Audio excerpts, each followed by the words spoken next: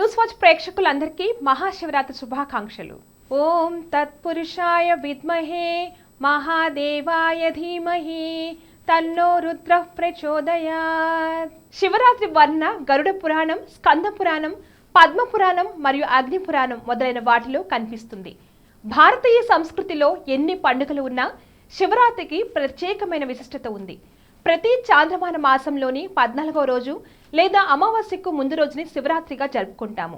ఈ రాత్రి భూమి ఉత్తర అర్ధగోళం ఎటువంటి స్థితిలో ఉంటుందంటే మనిషిలోని శక్తి సహజం కాని ఉప్పొంగుతుంది.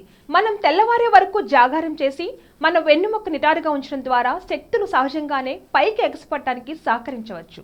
మహాశివరాత్రి రోజున భక్తులు రోజంతా ఉపవాసం ఉండి శివలింగానికి అభిషేకాలు చేస్తారు. ఈ రోజున శివుడిని పూజించడం వలన విశేష ఫలితాలు లభిస్తాయి. మహాశివరాత్రి రోజున ఆలయాల్లో 4 జాముల్లో ప్రత్యేక పూజలు జరుగుతుంటాయి. ప్రతి పూజకు నిర్దిష్టమైన అభిషేకం చేస్తారు. మహాశివరాత్రి రోజున తొలి జాము పూజలో అభిషేకం, అలంకరణ ఉంటాయి. గంధం, బిల్వపత్రాలు, తామర పువ్వులతో స్వామికి అర్చన చేస్తారు. నైవేద్యంగా పెసర పొంగలు సమర్పిస్తారు. ఈ పూజలో పాల్గొనే వారికి సకల సౌభాగ్యాలు కలుగుతాయి. మహాశివరాత్రి రోజున తొలిజాము పూజలో అభిషేకం, అలంకరణ ఉంటాయి. తొలిజాము పూజ అనగా సాయంత్రం 6 గంటల నుండి 9 గంటల వరకు. ఈ సమయంలో గంధం, బిల్వపత్రాలు, తామర పువ్వులతో స్వామికి అర్చన చేస్తారు. నైవేద్యంగా పెసర పొంగలు సమర్పిస్తారు. ఈ పూజలో పాల్గొనే వారికి సకల సౌభాగ్యాలు కలుగుతాయి. మహాశివరాత్రి రోజున 2వ జాము పూజలో చక్కెర, పాలు, పెరుగు, నెయ్యితో అభిషేకం చేస్తారు. 2వ జాము అనగా సాయంత్రం 9 గంటల నుండి రాత్రి 12 గంటల వరకు. ఆ తర్వాత కర్పూరం, రోజ్ వాటర్, గంధ లేపనాలతో అలంకరించి బిల్వపత్రాలు, తులసితో అర్చన గావిస్తారు. నైవేద్యంగా పాయసాన్ని సమర్పిస్తారు. దీనివల్ల సంతాన ప్రాప్తి కలుగుతుందని వేద పండితులు చెప్తున్నారు. మహాశివరాత్రి రోజున 2వ జాము పూజ అనగా రాత్రి 9 గంటల నుంచి అర్ధరాత్రి 12 గంటల వరకు జరుపుకునే ఈ పూజ.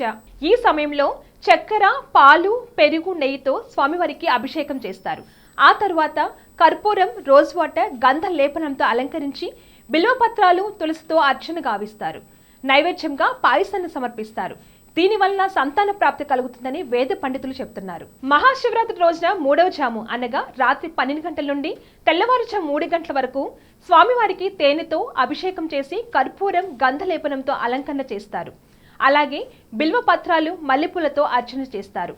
అన్నం, నువ్వులను నైవేద్యంగా సమర్పిస్తారు. దీనివల్ల అపార సంపద లభిస్తుందని వేద పండితులు చెప్తున్నారు.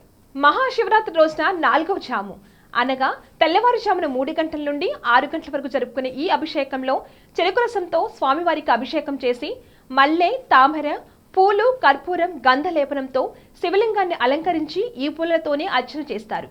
వండిన అన్నంని నైవేద్యంగా సమర్పిస్తారు. దీనివల్ల కుటుంబంలో సఖ్యత కలుగుతుందని వేద పండితులు చెప్తున్నారు. సమస్త ప్రాణికోటిలో సూక్ష్మ జ్యోతి రూపంలో ఉండే శివుడు ఈ రోజున భూమిపై పార్థివ లింగంగా విశేష పూజలు అందుకుంటాడు. కాబట్టి భక్తులందరూ స్వామివారికి అర్చనలు చేసి ఆ పరమశివుని కృప పొందగలని భావిస్తూ అందరికీ మహాశివరాత్రి శుభాకాంక్షలు.